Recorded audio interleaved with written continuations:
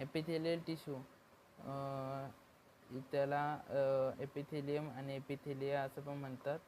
Cells of this tissue are compactly packed with little intercellular spaces and matrix.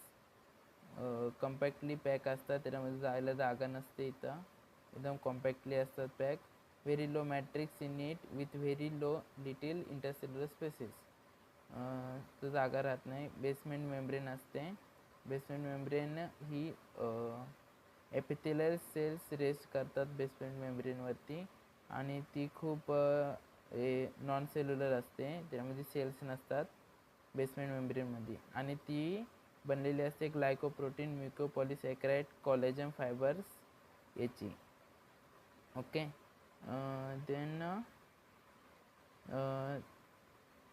because of low intercellular spaces there is no blood supply between epithelial tissue. म्हणजे तिथे जागा नसते, त्याच्यामुळे तिथे blood supply नाही जाऊ शकत. cause intercellular spaces are low so blood vessel cannot penetrate in it. Okay. Epithelial tissue avascular असतात, म्हणजे एपिथेलियल टिश्यूमध्ये ब्लड सप्लाय राहत नाही. ओके. तर मग त्यांना ब्लड सप्लाय ऑक्सिजन कसं भेटतं, तर त्याच्यामध्ये there is always connective tissue present असतात. त्याच्या खाली हे कनेक्टिव्ह टिश्यू दाखवलेलं आहे तिथं, आणि मग त्या कनेक्टिव्ह टिश्यूमध्ये ब्लड व्हेसल्स असतात, ते त्यांना ब्लड सप्लाय करतात, आणि डिफ्युजन द्वारे तो ब्लड सप्लाय वरती जातो त्या टिश्यूकडे.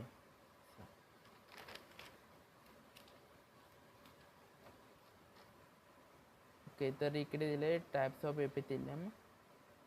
Simple epithelium and compound epithelium. Epithelium divided.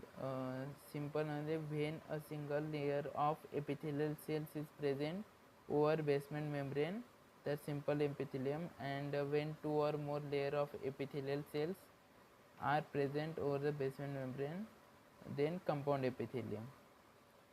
Okay. Simple epithelium